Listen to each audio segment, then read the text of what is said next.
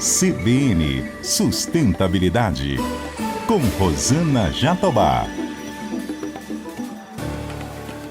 O CBN Sustentabilidade de hoje aborda a agricultura orgânica, também chamada de agricultura biológica. É um tipo de agricultura alternativa que busca oferecer alimentos saudáveis.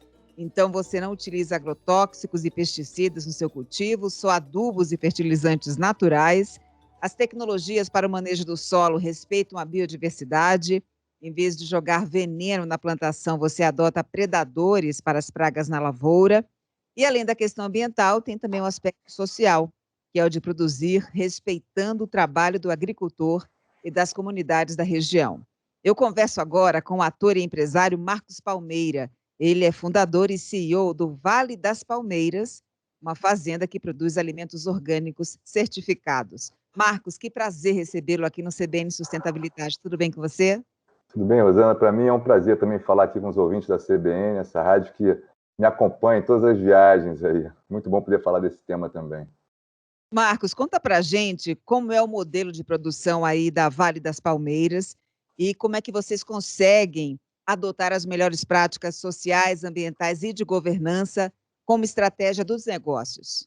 Na verdade, é um projeto vivo, né? Ele vem se aperfeiçoando ao longo do tempo. Quando eu comecei, ela era uma fazenda convencional, produzia hortaliças já para a rede de supermercado do Rio de Janeiro. Eu não quis mexer numa coisa que já estava, entre aspas, dando certo. E aí foi que eu comecei a entender, foi muito básico. De repente eu vi que quem produzia não estava consumindo aqueles produtos, né? Então aí eu juntei todo mundo e falei, gente, por que vocês não comem essas hortaliças? Essa salada é para vocês também. Eles falaram, mas a gente está colocando veneno todo dia, como é que eu vou comer?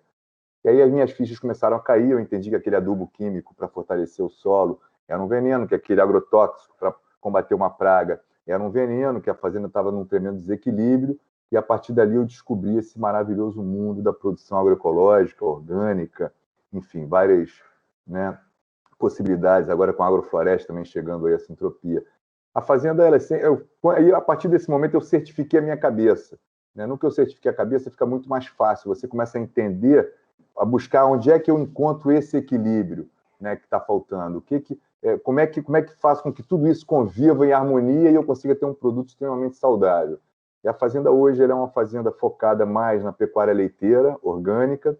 A gente trabalha dentro do projeto Balde Cheio da Embrapa, lá de São Carlos, que é um projeto que busca eficiência leiteira pelo olhar da vaca, quer dizer, a qualidade que importa é a qualidade de vida da vaca, muito mais do que do produtor. Você tem uma vaca saudável, uma vaca num ambiente feliz, vai te proporcionar um alimento melhor, e uma vaca que se alimenta basicamente do pasto, como ela sempre se alimentou, né? Evitando o máximo de você comprar insumos fora da propriedade, fechando esse ciclo todo dentro da propriedade. Então é isso, a Vale das Palmeiras hoje é uma realidade, eu não foi nada programado, foi exatamente a partir desse momento que eu percebi que eu não tinha outra volta a não ser seguir o caminho, não tinha outro caminho a não ser seguir o dos orgânicos, da produção orgânica, de buscar esse equilíbrio, de entender que você não tem que se preocupar com a planta, mas tem que se preocupar com o solo, um solo fértil, um solo saudável, vai te dar uma planta saudável, assim como a saúde, né? O mesmo conceito, você não tem que se preocupar com a doença, você tem que se preocupar com a saúde. Um corpo saudável vai ter mais resistência às doenças. E a gente, nesse momento de pandemia, então, isso fica muito claro, né? Quando todo mundo busca aí melhorar a sua imunidade. Você mencionou que o foco é na qualidade de vida da vaca, inclusive elas são tratadas com homeopatia. Conta pra gente como é que vocês lidam aí com o rebanho. A gente procura fazer uma rotação de pastagem bem equilibrada, né? Existem pastos com capins diferentes. Essa vaca é tratada com homeopatia, ela não toma antibiótico, o controle de carrapato também é feito pela homeopatia, pela fitoterapia, com banhos, né? Banho de nim, banho de citronela.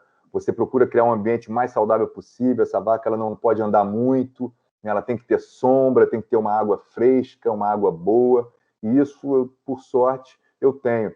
Um detalhe também importante, quando eu comprei a fazenda era extremamente degradada, eu não tinha esse olhar, né? Eu queria uma terra, eu sabia que ela tinha água, mas ela estava muito degradada, ela não tinha pássaro. Quando eu me dei conta disso, não tinha um passarinho na região. Isso em 25 anos mudou completamente, só de não mexer em algumas áreas, né? Então, nesse meio do caminho, eu criei 2 RPPNs, que eu queria deixar alguma coisa que fosse para a humanidade, que depois eu morrendo, ou minha filha, ou alguém que for tocar ali, não possa mexer nessa área preservada. Isso fica como um patrimônio. Isso foi uma coisa que me deu muita satisfação também da propriedade. Então, todo esse conceito eu fui adquirindo com o tempo. Aí fui fazer cursos, né? Fiz o curso da pecuária leiteira orgânica do Balde Cheio, fiz curso de agricultura orgânica, fiz um curso de agrofloresta. Estou sempre me aperfeiçoando. Eu não sou um técnico, eu não sou um cientista, eu não sou um agrônomo, eu sou um cara que está um prático dessa vivência, mas que tem esse olhar muito, muito seguro, né, desse equilíbrio. A gente tem que conviver com o equilíbrio. Na agricultura orgânica tem uns conceitos muito interessantes. Não existe praga, existe desequilíbrio. Isso vale para a vida. Quando a gente tem alguma coisa que está nos incomodando muito, a gente começa a culpar o outro, calma, existe um desequilíbrio aí. Tem que buscar essa harmonia, né? Não existe solo degradado, existe solo mal manejado. Então, toda terra pode se tornar uma terra fértil. Eu não acredito mais nessa... Vamos abrir novas terras para aumentarmos a produção. Não, é o contrário. Vamos investir nas terras que a gente tem e melhorar a produtividade daquela terra que a gente já tem, né? Então, esses são conceitos muito clássicos assim, da agricultura orgânica. Daqui a pouco a gente fala sobre essa questão da regeneração dessas áreas degradadas, mas eu ainda queria centrar foco mesmo na agricultura orgânica para avaliar o seguinte: a gente nota que é um setor que vem crescendo muito no Brasil, mas, ao mesmo tempo, muitos produtores ainda carecem de informações, de acompanhamento, de consulta, de planejamento. Você, que tipo de assessoramento você foi buscar para poder implementar seu negócio e vê-lo exitoso como ele é hoje? Eu busquei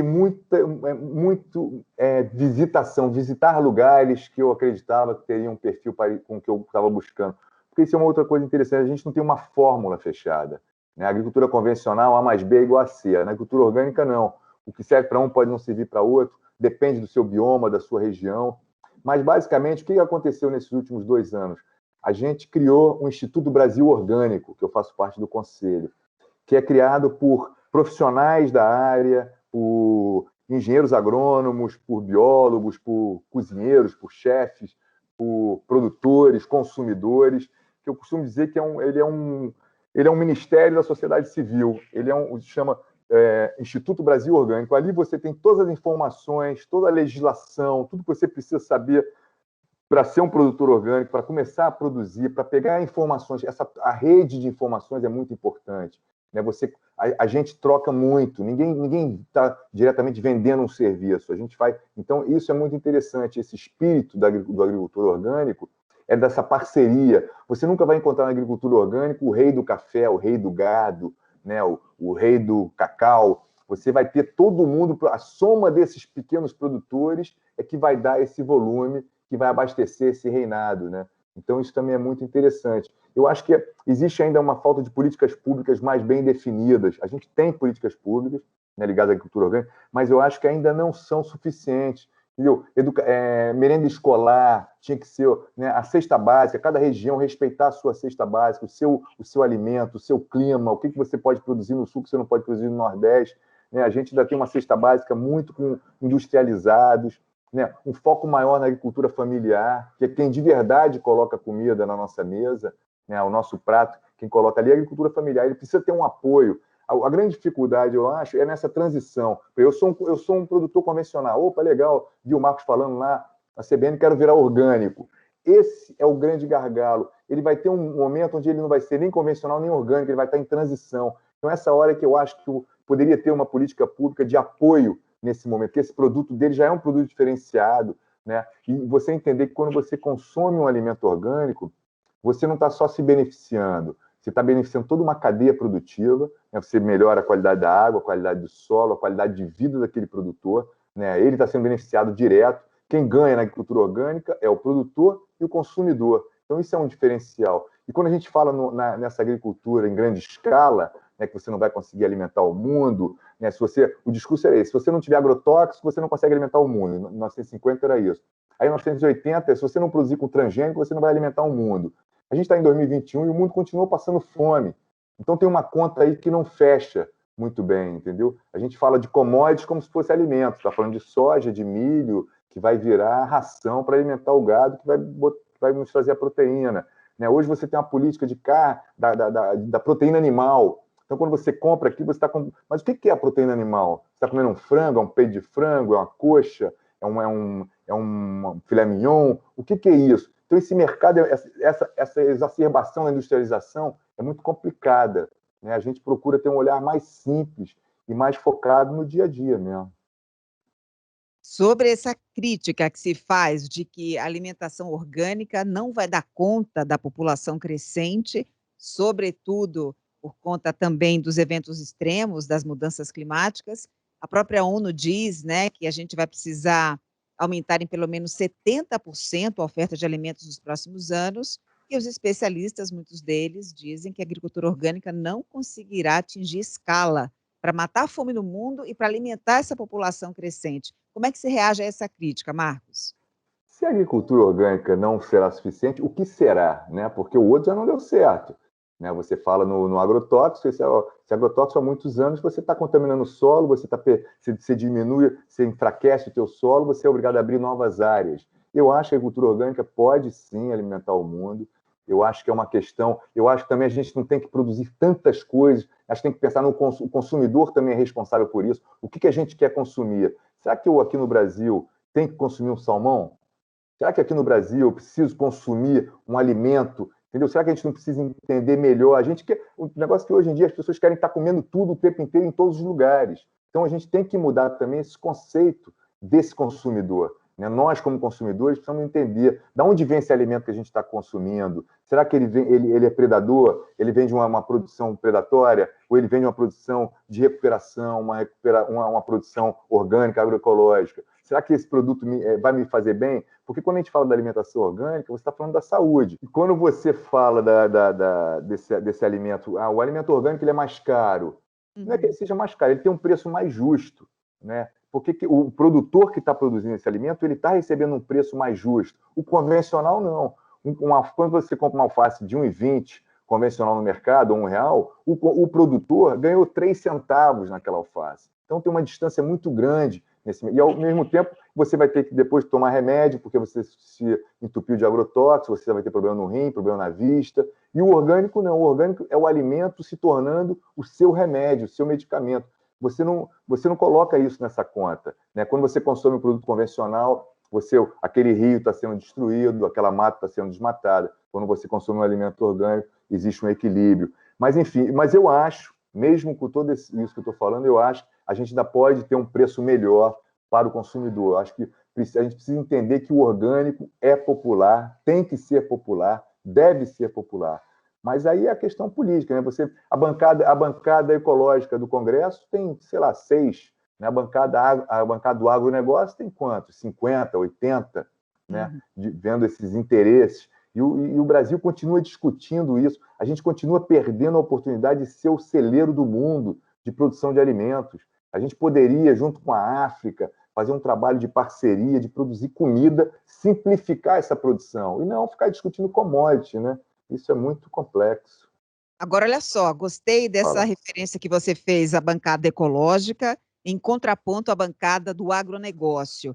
São setores que estão ali, são antagônicos, ou eles trabalham hoje em dia em complementariedade? Eu te pergunto, porque os próprios representantes do agro vêm sofrendo com sucessivas quebras de safra, né? 21% da produção agrícola hoje mundial, principalmente de alimentos básicos como arroz e trigo, tem sofrido problemas por conta das mudanças climáticas. E alguns desses produtores, Marcos, se mostram verdadeiros ambientalistas, preocupados com os impactos socioambientais da sua lavoura. Como é que se trabalha hoje agronegócio e produção orgânica? Eu acho que tudo é um agronegócio. Eu estou dentro do agronegócio, é um negócio, né? O ser produtor orgânico é um negócio, é um business também. Tem que ter rentabilidade, tem que ser sustentável economicamente também. Aliás, é um dos tripés fundamentais. Eu acho que existem produtores, grandes produtores, com consciência disso realmente. Mas eu acho que ainda é muito pequena a consciência desse conceito de você produzir preservando ou preservar produzindo. A gente é muito... O cara, às vezes, tem a melhor das intenções, mas ele coloca na cabeça dele que ele precisa abrir novas áreas, ele precisa crescer mais para aumentar a produtividade dele. Então, ele foca muito pouco na regeneração daquele solo. A gente tem um avanço também com os bioinsumos que foram liberados agora, né, que estão sendo liberados para que se utilize insumos naturais, né, nas lavouras. Eu não acredito nessa briga do agronegócio com os ecológicos, ou orgânicos, ou agroecológicos. Eu acho que a gente tem que buscar exatamente onde é que a gente constrói essa ponte, né? Chega da gente estar destruindo muros, né?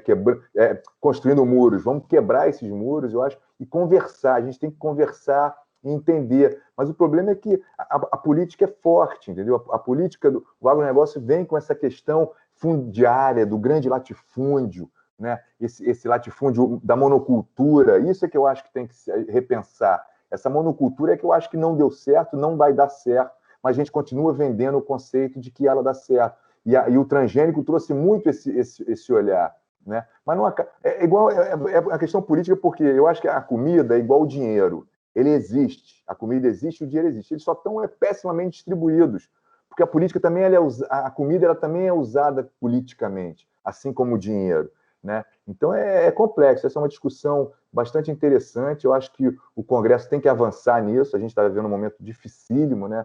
Onde o projeto desse governo está cada vez mais claro, cada vez sendo mais colocado aí na nossa frente. Ele está conseguindo atingir o projeto dele, que é de deixar passar a boiada toda, e cabe a gente, né, como sociedade civil, também se organizar para dizer, opa, peraí, a gente pode crescer sem ser predador, sem destruir.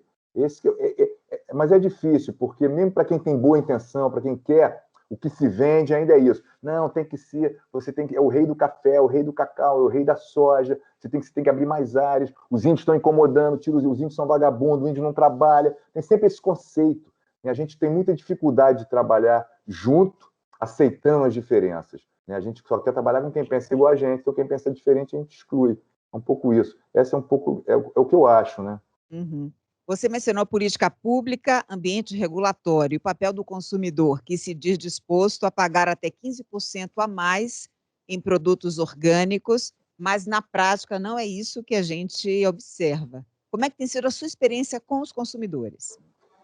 Eu acho que nesse momento de pandemia, a gente teve uma procura muito grande pela alimentação orgânica, todo mundo buscando, né, melhorar a sua imunidade, ter mais saúde nesse sentido. Então, fica muito claro que o consumidor entende, né? Mas, ao mesmo tempo, se você entender que o produtor ele está perdendo o produto na roça, na terra, e o consumidor está tendo falta desse produto na gôndola, tem um caminho aí que precisa ser construído, né? O produtor precisa ter um lugar para escoar toda essa produção dele de verdade, e o consumidor precisa ter um lugar onde ele possa procurar e encontrar o que ele está querendo.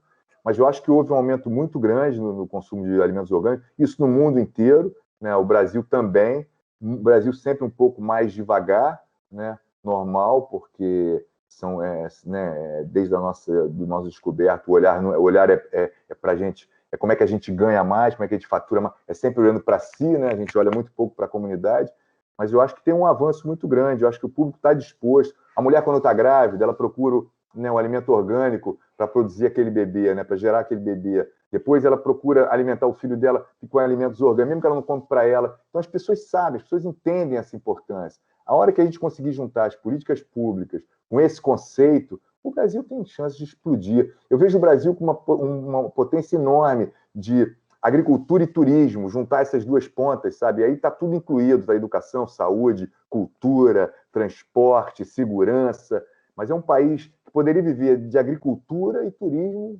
lindamente, lindamente, equilibrado, né? Sustentável. Preço e a questão da saúde pessoal, então, são variáveis aí na tomada de decisão pela escolha de um produto orgânico. E as outras Isso. variáveis, como, por exemplo, a saúde do meio ambiente, a questão das relações de trabalho justas dos produtores, É, das comunidades, é algo você que a consciência ainda precisa ser ampliada, concorda? concordo. Eu acho que tem, né, já é provado, né, o benefício que a agricultura orgânica traz para o meio ambiente. Quando você busca um certificado orgânico, né, você tem que respeitar toda essa cadeia. O produtor ele tem que ter uma qualidade de vida, né, ele tem que ter um ambiente de trabalho equilibrado, né, você não pode poluir a sua água, você não pode desmatar por desmatar, né? Então, tudo isso, você não coloca isso no preço final do produto orgânico. Em um convencional, você tem muito pouco esse controle. Claro que os exportadores, existe uma cobrança, né, do mercado externo para que respeitem o mínimo essa legislação.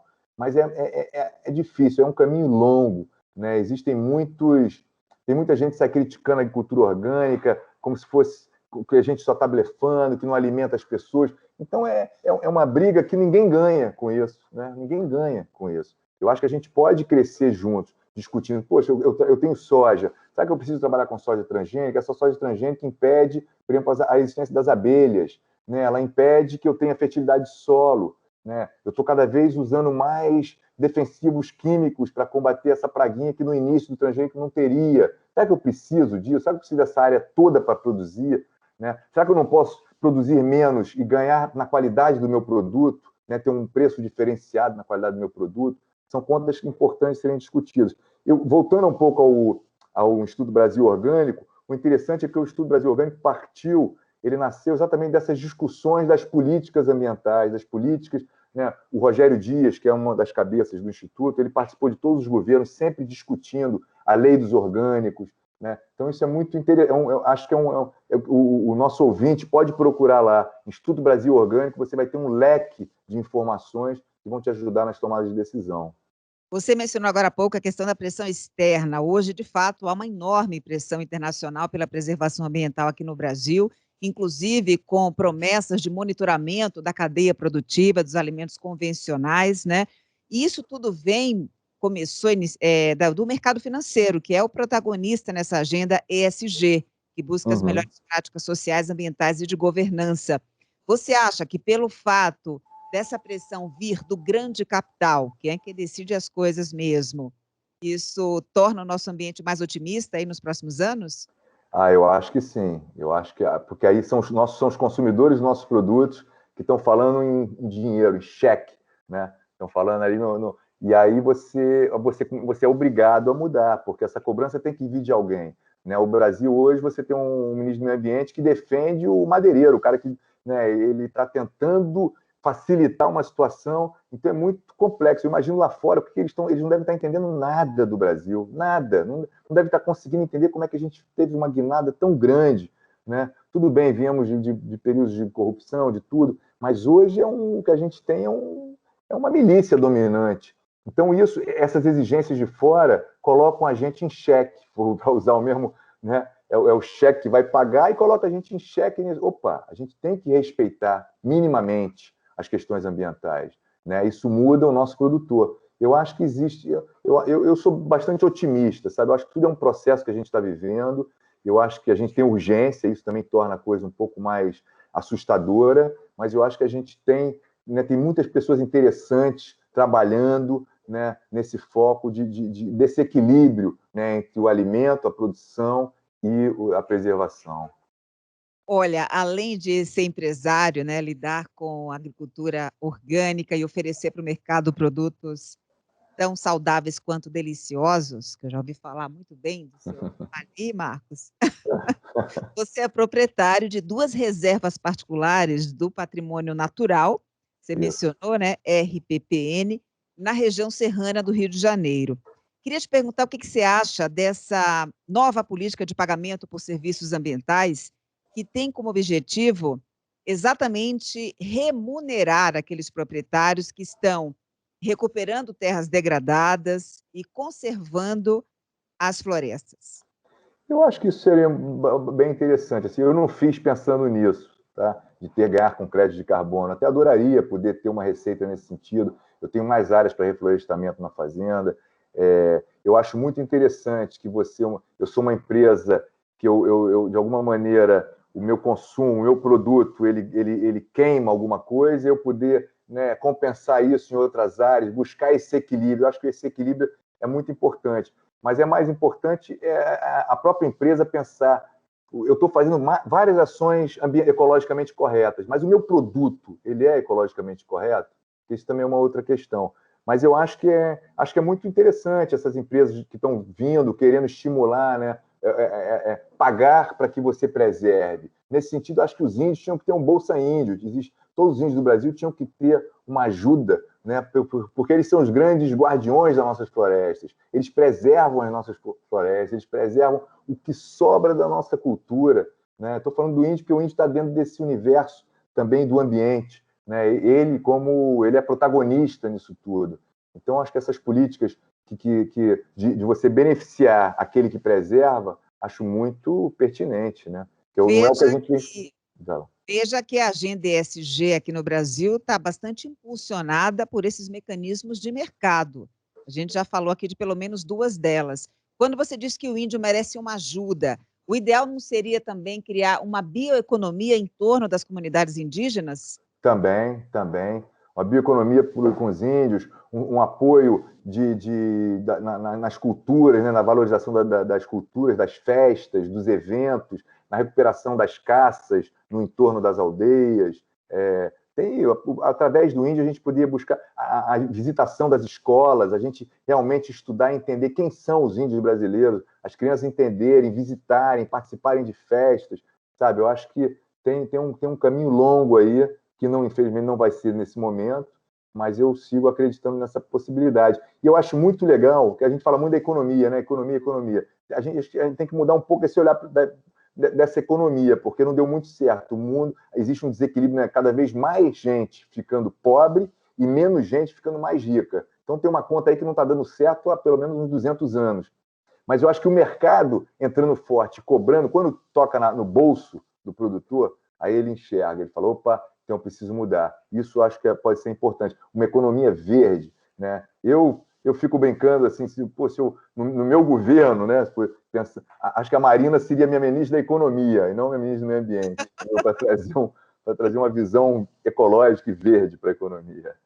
Bem, você está mencionando a ex-ministra do Meio Ambiente, Marina Silva, que teve realmente uma atuação brilhante, né, por muitos anos, e conseguiu imprimir, de fato, uma marca diferente dos ministros que a gente estava acostumado. E segue sendo uma referência, né, no mundo inteiro, ela segue sendo uma referência, apesar de ser bombardeada no Brasil, ela segue sendo uma referência no mundo inteiro como essa pessoa que pensa o todo, né, que pensa em rede, como é que a gente conecta as boas ações, como é que a gente conecta as pessoas, como é que a gente conecta as ações, enfim.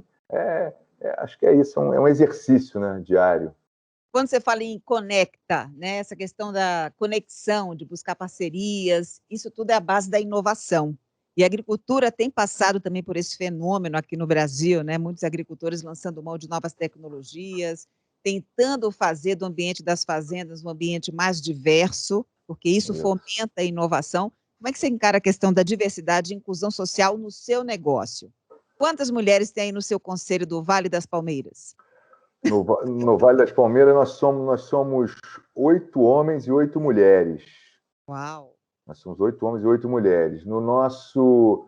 A gente tenta trabalhar numa gestão horizontal, onde cada um é responsável pelo seu setor e as informações são trocadas entre todos. Né? É o que eu te falo, é uma coisa viva, é uma experimentação, uma coisa nova para mim também. Né? Eu trabalhei um tempo através de consultorias, porque tem como eu não moro na fazenda, a pandemia me ajudou muito, né, que eu fui morar dentro da fazenda. Então, foi a primeira vez que eu fiquei 10 meses lá dentro, participando disso.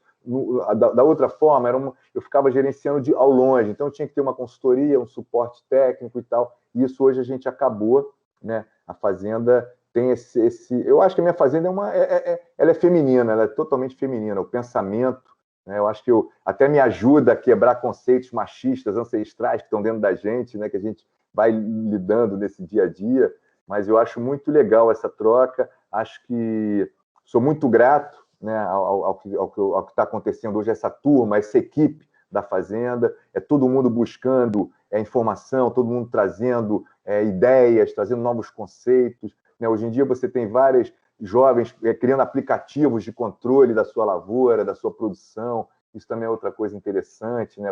A informação está na mãozinha, o celular é capaz de fazer coisas incríveis. Né?